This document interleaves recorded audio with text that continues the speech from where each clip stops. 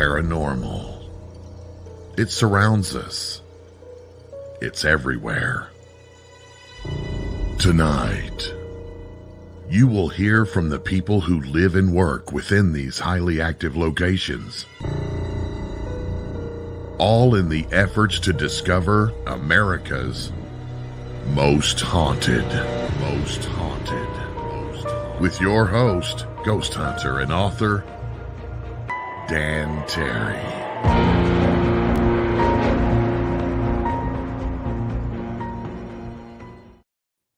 Good evening, dudes and demons, and all you creeping creatures that stalk me in the night. I am Dan Terry, your ghost host with the most haunted, and we have brought back a really great guest. If you remember, Pam Mandel wrote The Hauntings of Two Sisters along with her sister, Karen, and it was really an interesting book. I did get a hold of that one. I had read it before the show, and the things... well, they were born sensitive and could see what, frankly, I don't want to see. I'm happy in my little house with nothing but Skelly back here. But they could see things on a different level. And my friend Tim is that way. My good friend Lena out of Kansas is like that, and others I've worked with. I do not envy those skills at all. But they've went through life. They've seen these things. They've had to deal with things that you and I can't even imagine. And in their second book, which was inspired by true events, it's called Our Battle with Satan's Sidekick. And it's how they day-to-day, minute-to-minute fight between good and evil played out in this demon-infested environment with casualties on both sides, as they say. And what I just found out talking to them, I did buy the book, but my e-reader went south on me. So now I got to get a new one so I can read it. But what they were just telling me is they had to deal with this in the house with these things that were being controlled by someone they trusted and loved. Just not quite the same person they thought he was. And I'm going to let them tell the story because this is one that's going to reach out and get you. So if you're sitting in a room, you may want to turn up the lights, make sure the doors are locked. If you're alone, you're going to want some more light. Trust me, this is going to be wild. Let me introduce my guests, authors of Our Battle with Satan's Sidekick, Pam Mandel and her sister, Karen Pena. Hello. I hope I pronounced that right. Pena? Yeah. Okay. All right. Like I said, I don't know if y'all could hear me. I'm assuming you could, that you two have this ability that I do not envy and I don't want to see these things that's around you. I got all the sensitivity of a fence post. I'm just here. And folks like you that can see this stuff, I don't know how you do it. It's incredible. How do you make it through the day when you see the dead around you like that? Well, I don't see them that often. I mean, we see them, but it's not daily. Okay. But you do, and you've had to live with this your whole lives from our first discussion. So, Pam, what kind of abilities do you have? Let's just briefly go over the first book and the things you saw as a child.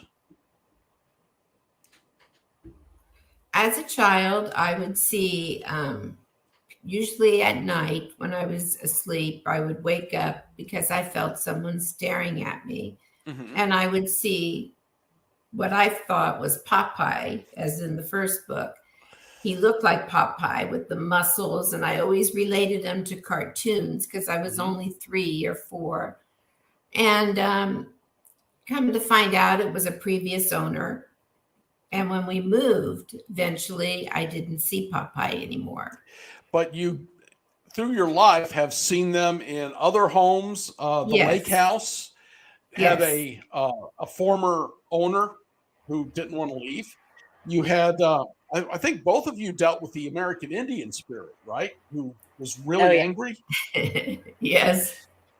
And there was the house with loud noises on the stairway. Like, did you say, if I remember right, it was a stampede or something? That was her house, Karen's house. Yeah. But that was a different house than what we're talking about today, right? Yeah. Yes. So you all have been putting up with this kind of thing off and on for your entire lives. Yeah, but yes, you know, you get used to it, except when the demons come. Yeah, in our whole childhood, we never really saw demons. This was something new. Uh-huh. I mean, it was related to a certain person. And every time, like in the first book, I had that one chapter where I had the Shadow Man.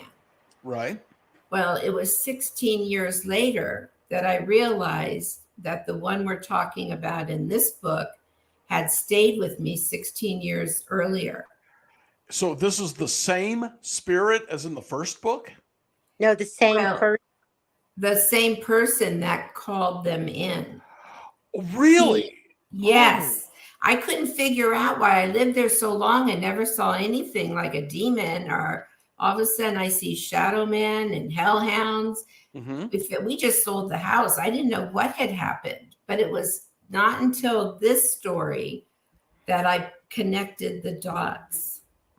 Because the same things at our new house.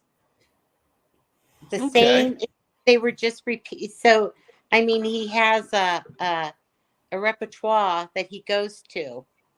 You know, hellhounds, demons, shadow figures. It's just, you know.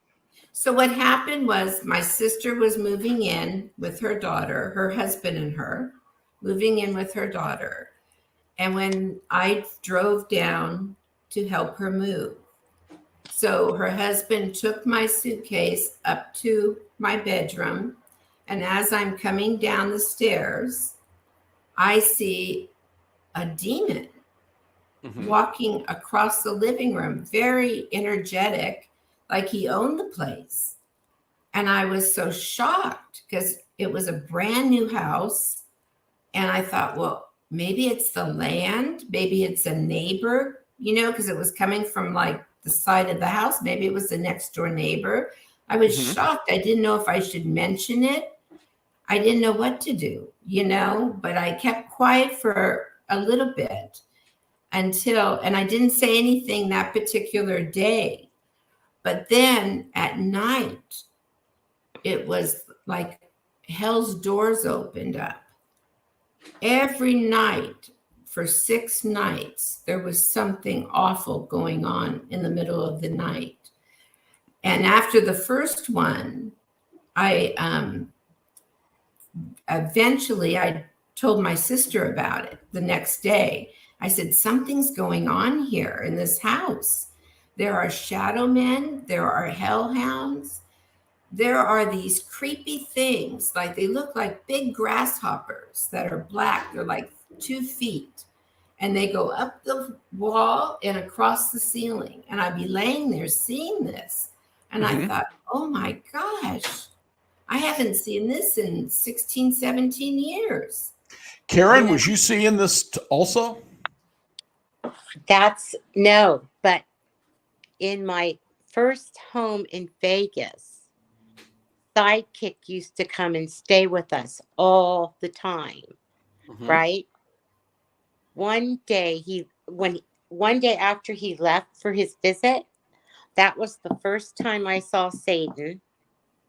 And I was seeing the same things Pam is talking about, but they were huge spiders. And they had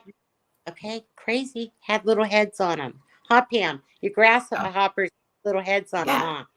Yeah, they had little heads. It was, I was so traumatized by this.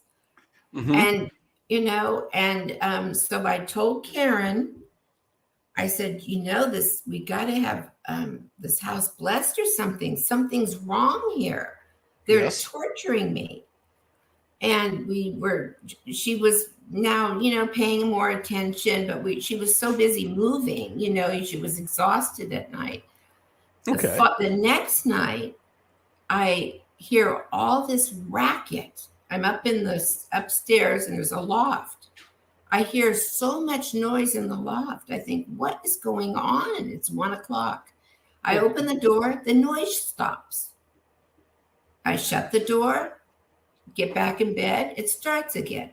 Mm-hmm. I open the door and it stops. So I go out and I'm thinking, what is going on? I didn't think ghost or demon. I thought, who is moving stuff? So I look, I think it's the bunny. If if you look over the rail from the loft, you can see the bunny cage. Oh, the bunny's making noise. So I look over, the bunny is sound asleep. And I'm bent over and I hear someone scream, "Get away from the edge." So I turn around and there is this huge demon with horns in the corner of the loft coming toward me. So my golden doodle had come out with me and we both took off running to the door into the bedroom, and I locked the door like, okay, that's going to stop him. I think that's going to stop him, right? But I jump in bed, put my head in the pillow, and I just started praying. I was so afraid, I was crying. I thought, what is he going to do to me? So next morning I told Karen about this, and this is when we really started brainstorming on what was going on. Mm-hmm. Karen, let me go back just a little bit. What you refer to as Satan's sidekick is actually your son-in-law, right? No, they weren't married. Oh, okay. I'm so. But he was living there, and he was your daughter's boyfriend then, long term. And okay, so we're calling him the sidekick. And at this stage of the game, you really thought very highly of this young man. I loved him. Mm-hmm. I've known him since he was 13. They grew up together. And Pam, you knew him, and I'm assuming it never occurred to you that he could be a source of these problems. We had an argument over it. Karen said, I think it might be attached to him, but we were thinking it attached to him. He didn't really know it. You know what I mean? And sure, the poor guy, oh my gosh, we have to, see what's going on and help him. And Karen said it's attached to Sidekick. And I said, oh, Karen, no, it can't be attached to Sidekick. Mm-hmm. He's so nice. And she says, no, it's his past or something. Karen, go ahead. Well, see, Dan, we have different gifts. Pam sees people. She hears dead people. I occasionally see and hear, but my specialty is picking up energy. And I knew almost within days it was Sidekick. The demons were attached to him. Okay. So that's when we had that argument. She's like, he's the nicest guy. Well, you know what the Bible says about a sheep in wolf's clothing, or, a wolf in sheep clothing. Anyway, so, it wasn't until much later. Well, it was the night I was attacked by the demon in my bed that I knew it was him bringing them in. Okay. And how was you able to figure that out? Because when the demon attacked me, I woke up with this demon punching me, right? I know you didn't read the whole book, but I can't explain it. Sidekick's essence was in the demon. Okay. It was like they were one and the same, although it looked like a demon. It was his energy. It was him. Yes. And that's when I called Pam the next morning and I said, Pam, he's bringing them in. Because we kept having the house cleansed, like when Archangel Michael came and yada, yada, yada. Okay. But they kept coming back. And tell them what your daughter found outside her door. This would be picture 1 She calls me upstairs and says, "Did you do this?" And outside her door was a circle of personal items in a Okay. perfect circle, perfectly spaced. Race, do you And have that photo handy? yeah, So whose items are those? my daughters. Okay. Hairbrush, necklace, purse, camera. Camera. Okay. Yeah. And that really was an aha moment for me Uh-huh. because I had already began here. See, I'm an insomniac, okay? And I had already begun hearing things at night, chanting, dice, drums, Mm-hmm. pacing. This is like at 2 or 3 in the morning. Went on for hours. Okay, thank you, Race. That's fine. So did your daughter have even a clue of what's going on here? No, because she was sound asleep every night. And I believe he easily, I mean, okay, first off, I want to say something. I could not have gotten through the 19 months of hell and hell sublet without God protecting me and being with me. However, having said that,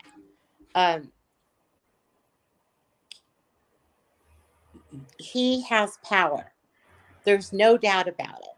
He is Okay. not a common Satan worshiper. You know, somebody who dabs a little or Mm-hmm. tries a little spell here and there. Oh no, Pam, he's high up, isn't he? Well, he's been doing it 20 years. Right. So yes, And he has a demon posse that he controls. So it's very easy for Sidekick to put somebody in a trance. I know because he's done it to me. Okay. So my daughter, okay, Pam has experienced the rituals too, the sounds. How could anybody sleep through that? my husband and I were both woken up about 2:33 in the morning because we were when we stayed there at the next room where he went into the master closet to do them because they had a huge house. And I could hear the chanting. And I thought, my husband said, "What is that?" And I said, "Sidekick." And I mean, Okay. even my husband, who doesn't see much, he could see things in the house. He would Mm-hmm. see the shadow men walk through. He saw hellhounds. I mean, and he doesn't see things much. So he If was you in could see shock. the hellhounds, Pam, you could hear them growl right next to you. No, so yeah, my daughter never woke up. Did you actually, you say you saw the hellhounds. Is this what they look like, or was this a local pet? Well, this was his No, pet, correct? the last hellhound I saw. Okay, this is Pam, the third or the fourth. I can't remember. I can go through all the types of dogs they were. Beautiful But this dogs. was the one with the tag, and you were so intrigued. It had a tag on the collar. I was in the kitchen cooking. I turned around and in the living room, sitting right by the sofa, staring at me, was this dog. Huge, huge. He was Uh-huh. sitting, right? And he was, oh my God, just sitting, he was 3 or 4 feet high. And he had a really beautiful collar on and he shook his head and I could see the tag. See, I could care less about demons, but I am so fascinated by these hellhounds because did they just take a dog that had passed? I mean, I don't know. Because I saw That's 3 different types of hellhounds. What is that Italian breed? The Carn, the one with all the wrinkles, not the I name it in the well, book. uh-huh. But you That was saw, that was the first one I saw. okay. Huge, beautiful dog. Then the second one was this pit bull, huh, Pam? And then Yeah. the third one was this Doberman. That's had Oh, to be frightening. wait, the fourth hellhound was the one that would come with the smoking demon in the yard. He always had him with him. And why do you say the smoking demon? Because that was the demon that was always with me when I was smoking in the backyard. He was Okay. Pam, don't you think most, besides the Zozo you saw on the loft, Pam? And by the way, that Zozo was so loud. One time I called the police thinking somebody had broken the house. Because that's how loud that Zozo was. Mm-hmm. I was on the phone. I could hear the noise upstairs, and she called 911, and there was no one in the house. 7 of the biggest cops you ever saw came. No one in the house. No one in the house.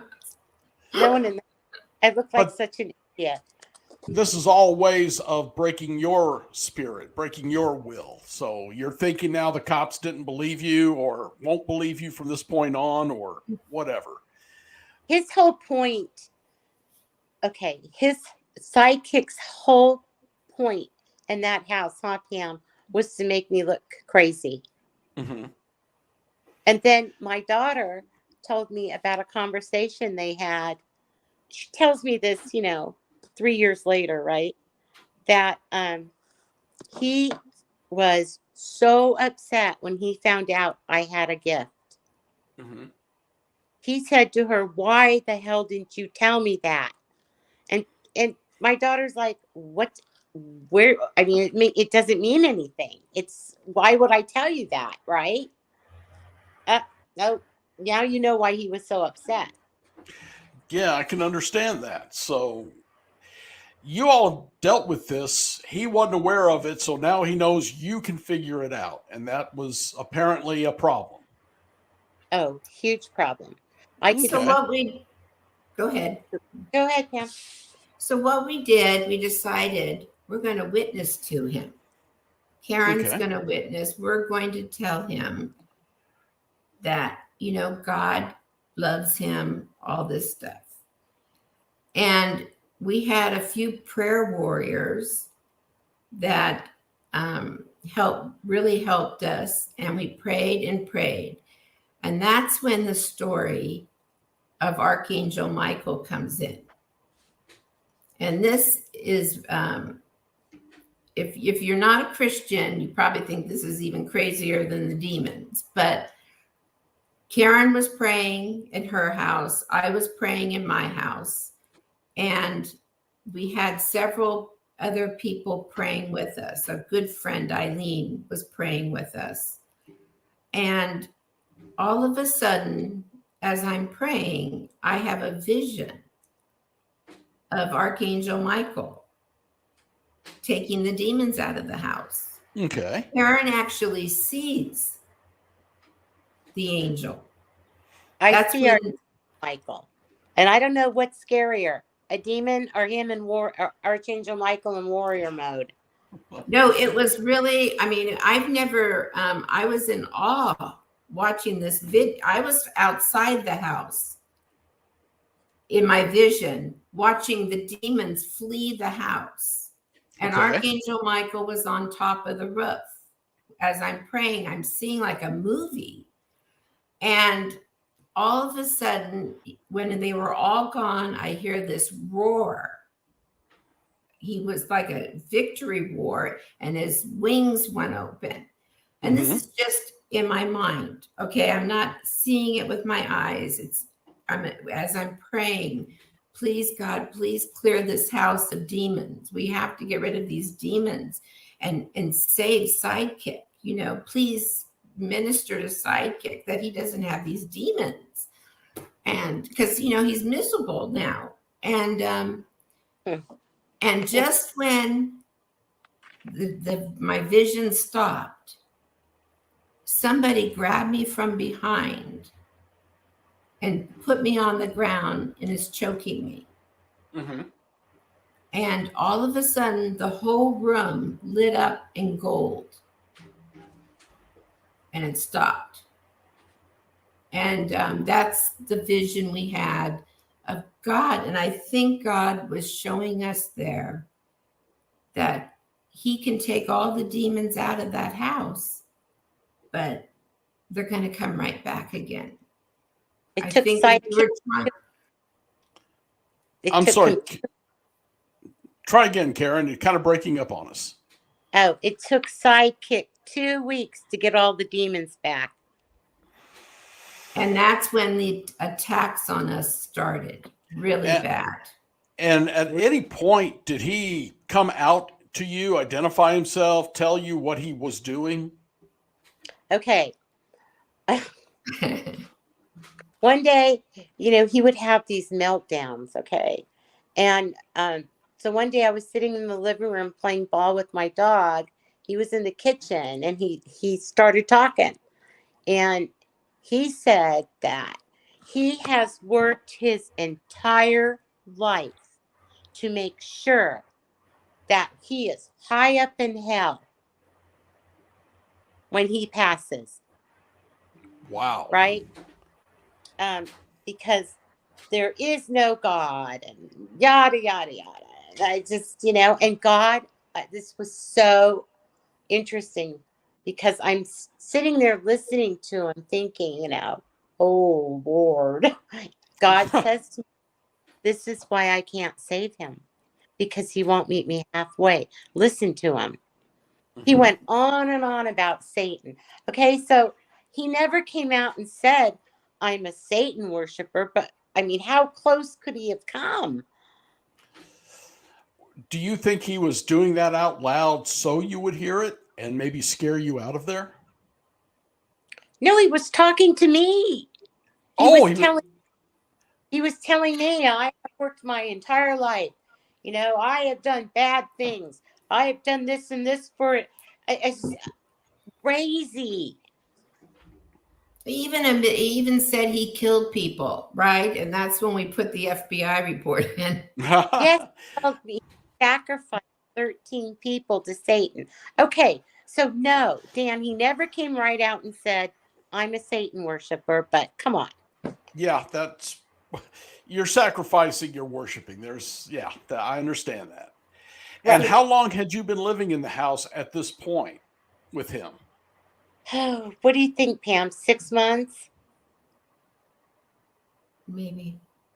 Yeah, about 6 months. So you had already lived through 6 months of hell on earth in this house. Pam, was that before? That was right before I almost died, huh? Yeah. Then after he admitted this, he just stepped everything up. And the vicious attacks that came mostly to her, but every so often she had to actually live with me most of the time because she was so sick. They made her sick. It was just awful. She had to get out of the house. It wasn't just, okay, when you're dealing with demons, and this is advice for anybody, you better know who you are as a person. You better have a strong sense of self, because they're constantly putting these weird thoughts in your head. They're constantly pushing you. Like a day didn't go by when they didn't tell me, pick up your 9mm and blow your head off, and then you'll be fine. All your pain will be gone. This will be over. It's just, you really have to know who you are. I knew those thoughts weren't my own. But they tried it on you too, huh, Pam? It was pretty bad. That there's this one picture.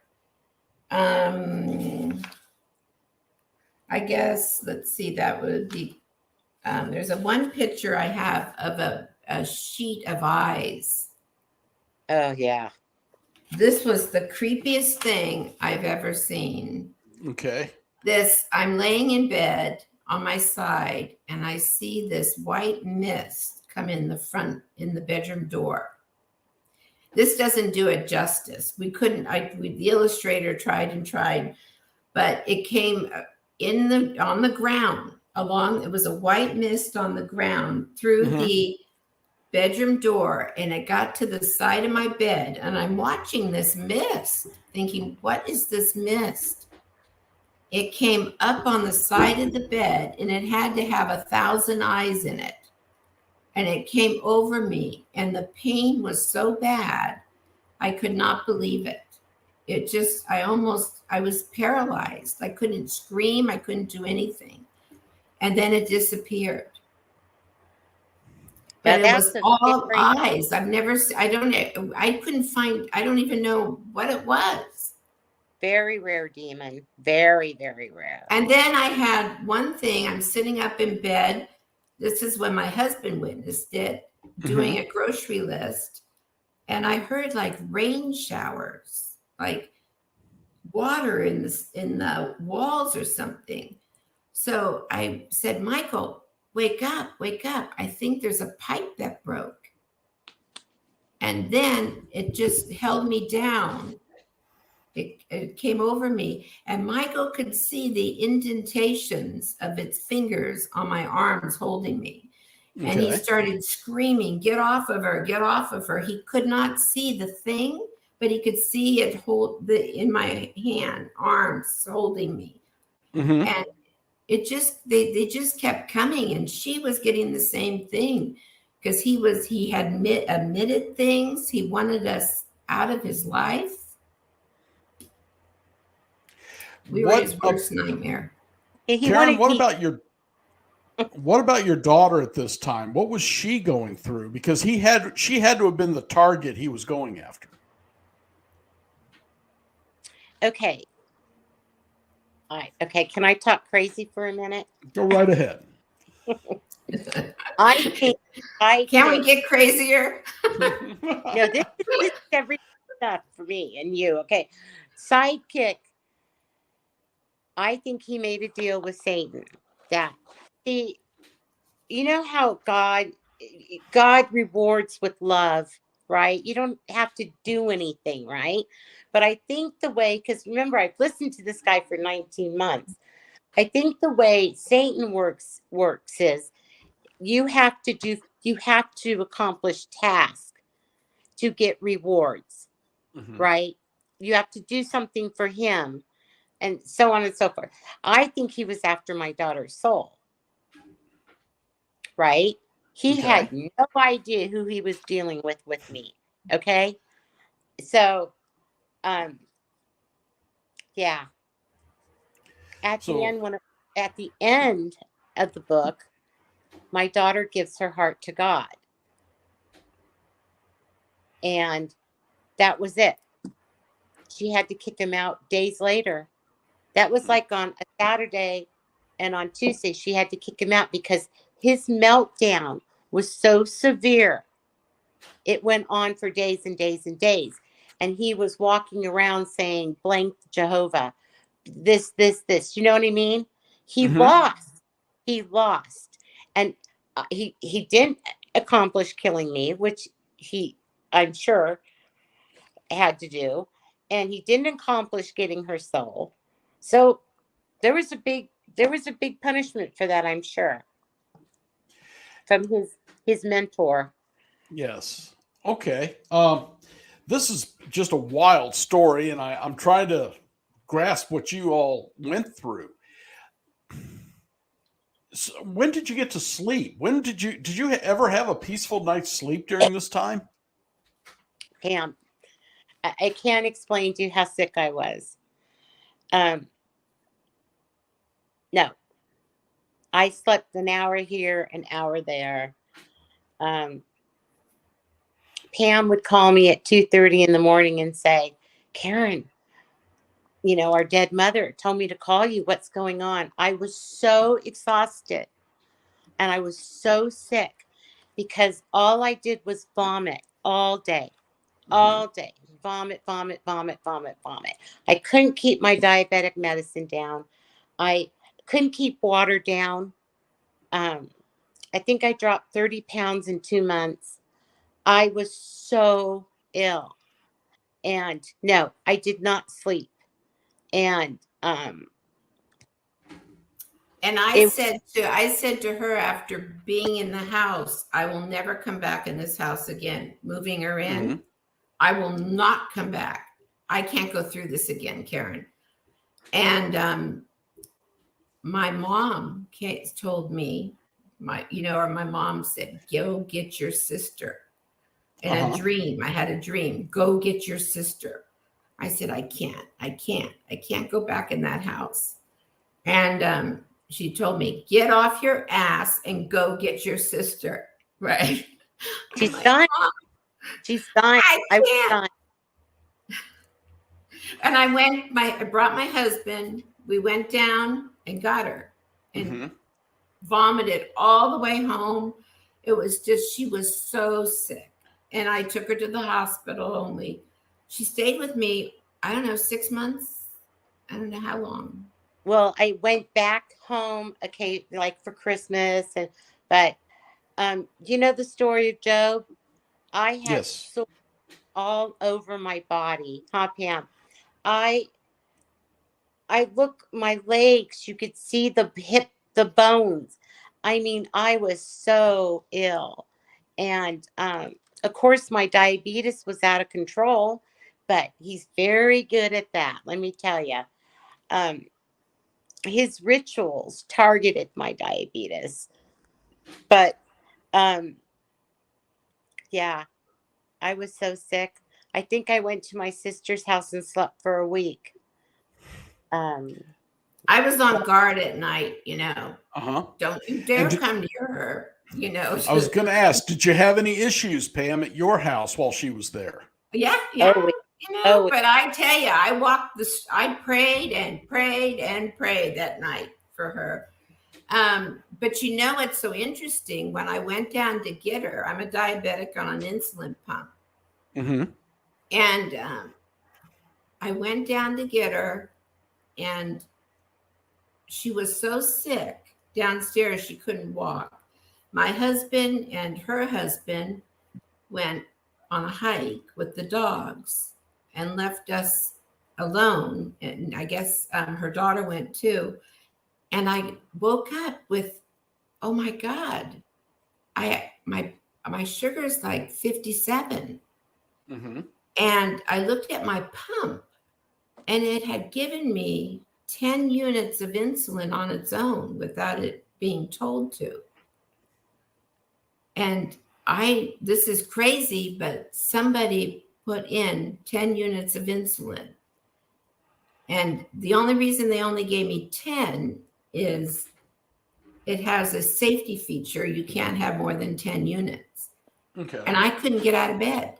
And there was no one there except, so I'd call her and I said, Karen, I can't walk. I'm on the floor. You've got to get orange juice or something up to me. Because I didn't bring my shots in case I have low sugar. And she had to crawl up the stairs with orange juice because she couldn't. We were like, oh my gosh. Yeah. At this time, was he in the house? Was there somebody there besides you two, and whatever force was attacking you? No, he went out. He didn't want to stay with the two of us. No, because shifts. And oh my gosh, one day, this is kind of so he had mic'd the house. Every room had a mic in it. Okay. He put them in the fire alarms. Okay.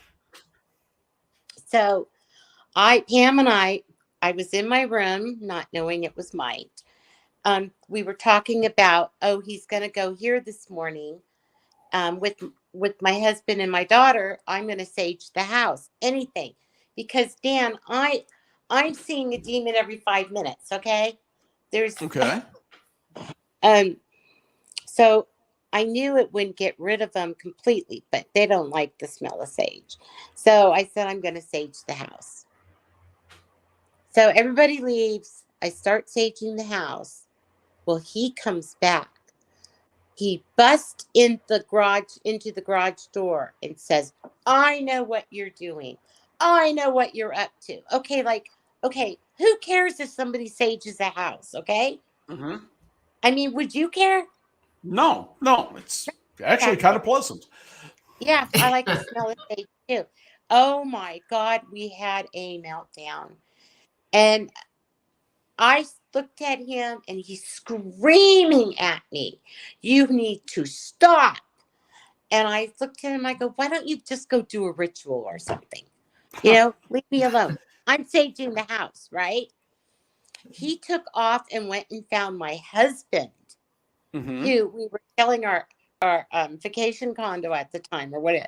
And so he knew where he was. Anyway, so just the reaction to the sage was unbelievable. So It was. Would you say it was them?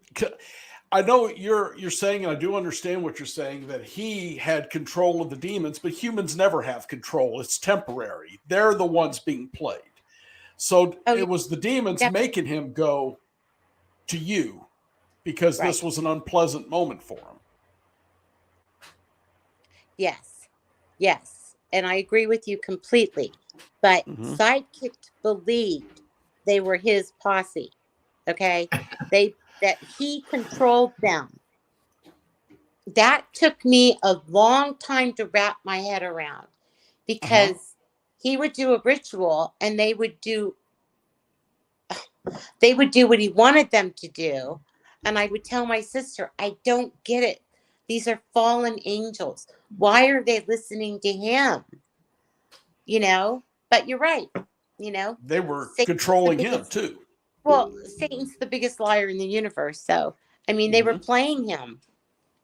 Absolutely. So how did you get out of this mess eventually? Well, not out of it yet. Oh, that's Well, scary. that it's serious now, but they sold the house and he moved out, Uh-huh. but now he's stalking them. He's You stalking and your daughter? No, me. Okay. Me. All right, his original target was your daughter. She is a lamb of God. But so are you. So why you instead of him? Just out of spite, revenge? Because okay. And many discussions with God over this. I'm the only one in his life that called him out for what he was, a Satan worshiper. Okay. And then I had the nerve to witness to him. Mm-hmm. Right? And the last meltdown he had in the house was, he was telling me, he was sitting at the dining room table telling me that he's going to hurt someone, right? His father. And I said to him, big spiel about accountability. Okay. We are Okay. all accountable to God.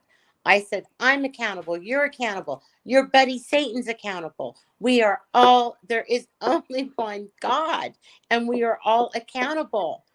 And he says justice is his. And he tells me God's justice isn't fast enough.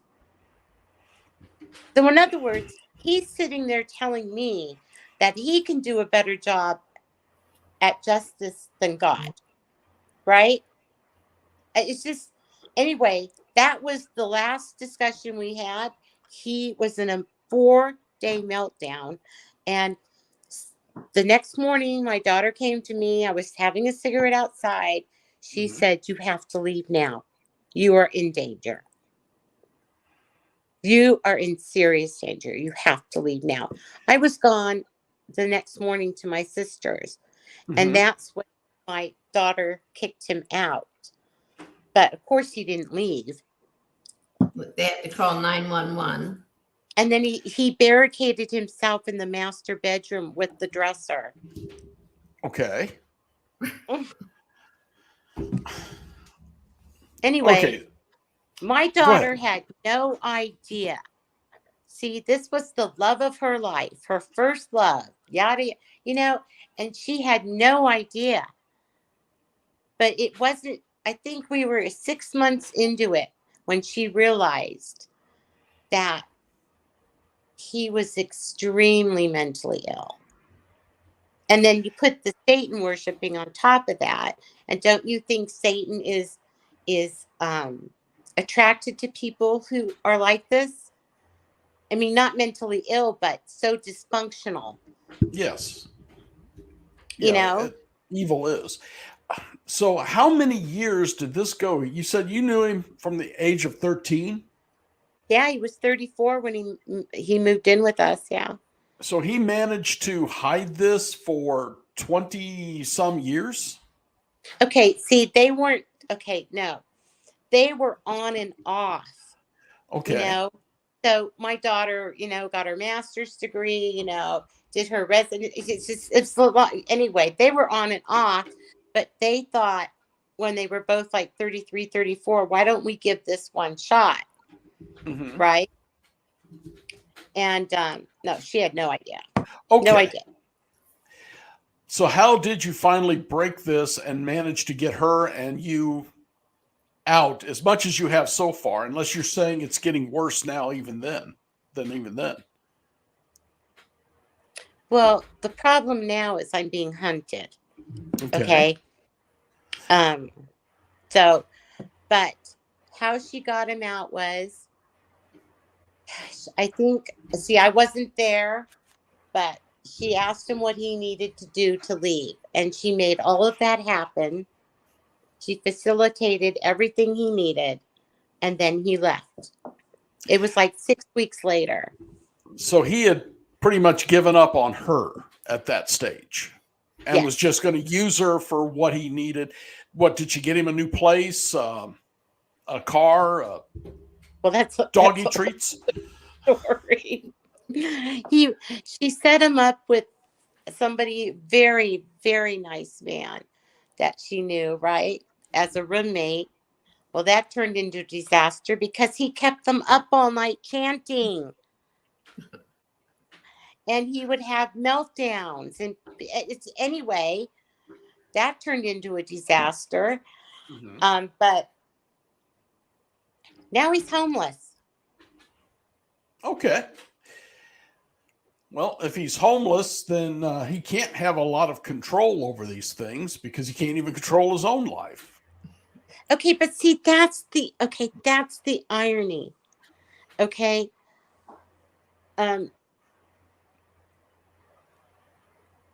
You would think a high up Satan worshiper would have everything he needed, Mm-hmm. right? That he would be well rewarded. But He failed. he failed. He didn't kill me. He didn't get my daughter's soul. He's being punished. Mm-hmm. And so, I think Satan plays with what's next. What are you going to do? What have you done for me lately? Right. Right. So anyway, the book is very disturbing, but sometimes when I see these movies where there's big Gothic altars and all Yeah. these old textbooks and, relics, and you need all these to properly worship Satan, that's not how it works.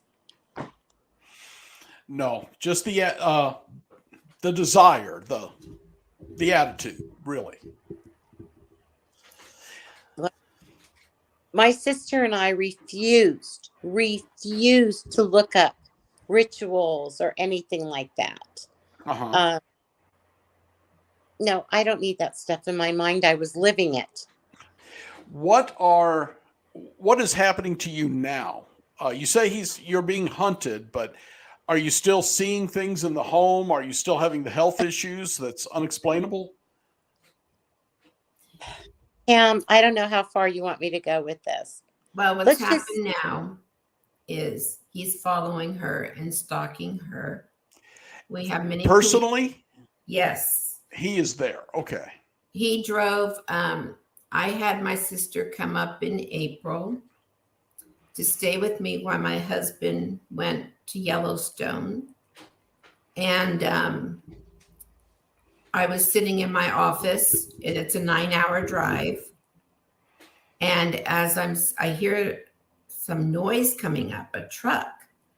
And it was Karen was an hour out from Vegas to my house. And I see him pulling up in front of my house and checking out it, looking around. He even backed up, got another angle. And I have 19 cameras, outside. Okay. Paranoid here. I live up in the hills. So I have video of him coming all the way up the street, everything, And then he haunted us. He followed her 9 hours to get to my house. Uh-huh. And then he was every night. I have my cameras on my big TV at night because, my husband wasn't home, and I could see his truck come up, but he wouldn't go through the court because he knew I could get him. So he would come up and then back down about 1 and 2 in the morning. So I called the police, filed a police report. Right. And we had the FBI report, and she's filed, I think, 3 reports in where she lives. Mm-hmm. He has trackers on the car. Spyware on the computers. Pam and I can't even have a conversation on the phone. He has one of those, I don't know what you call them, scramblers, where you look for the frequency. Okay. And he's just stalking her. Is there any more? Yeah, go ahead, please. The worst is he's on the other side of my fence every night from 1 to 4 in the morning, just standing there watching me. You can hear him mumbling like he's doing something. Doing rituals. He's doing rituals. So Karen goes to her neighbor and tells her, and she puts a lock on the gate. Mm-hmm. The next morning she comes out, the lock's been cut off. Yeah, but she said she knew somebody was in her yard. Her gate's always open. Her French bulldog growls at like 2 in the morning. She says that's never happened before. She said, I can hear somebody walking on the gravel. Anyway, so no, it's not over. He's out.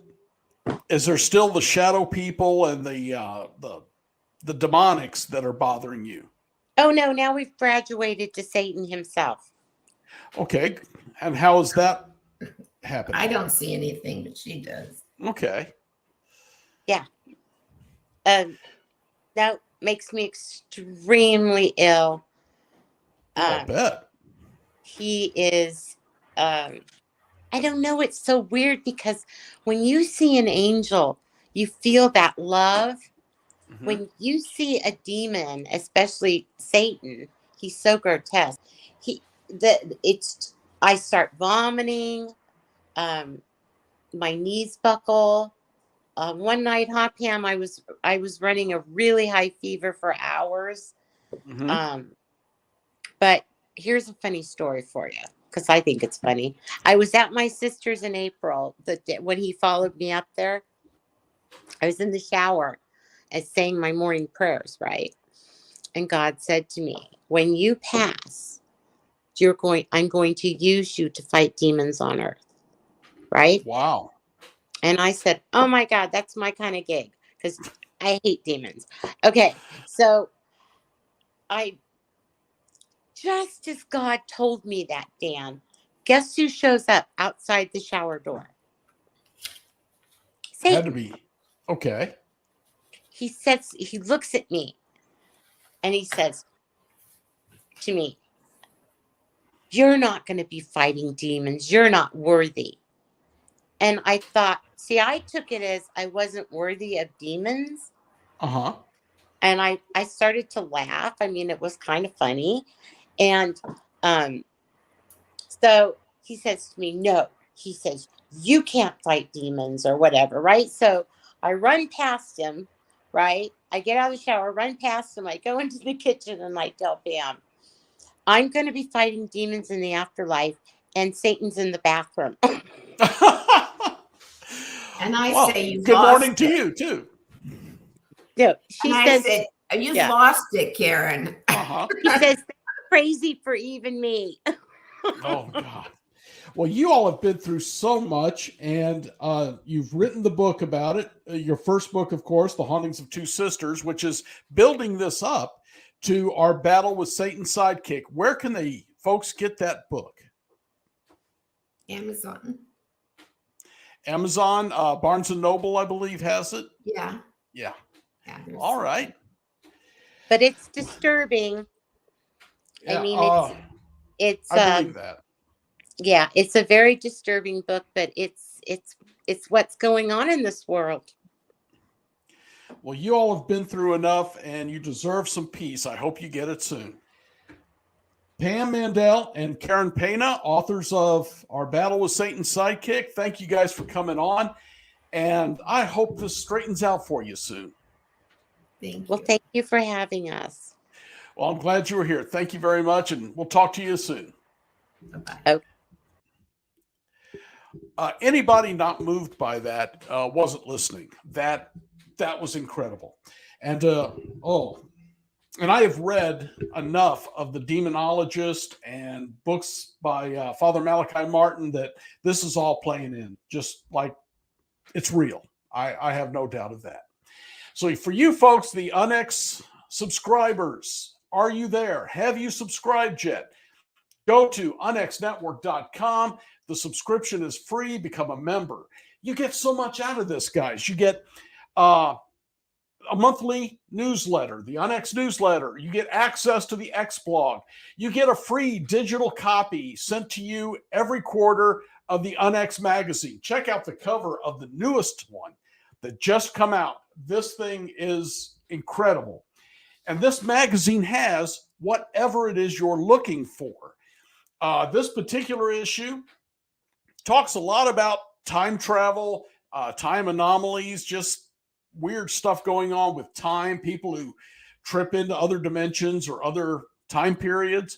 But there's also the Bigfoot, ghosts. If you are into ghosts, I have an article in there that is amazing, if I do say so myself, but it's pretty good. And the one before this, I had one on the Ouija Museum. The books has the top people in these fields writing for it, and it's free.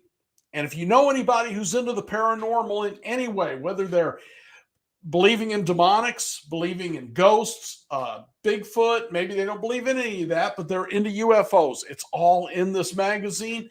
And if you're a member, it's free. So please take the time, go to the UNX Network, get your free subscription, become a member. It's an amazing deal. And your part is nothing, just a little bit of keyboarding. So anyway, for that, and I guess that's it for the night. You all try to avoid these kind of things that Pam and her sister Karen have been through. It's frightening. But aside from that, I want you all to stay spooked. Good night.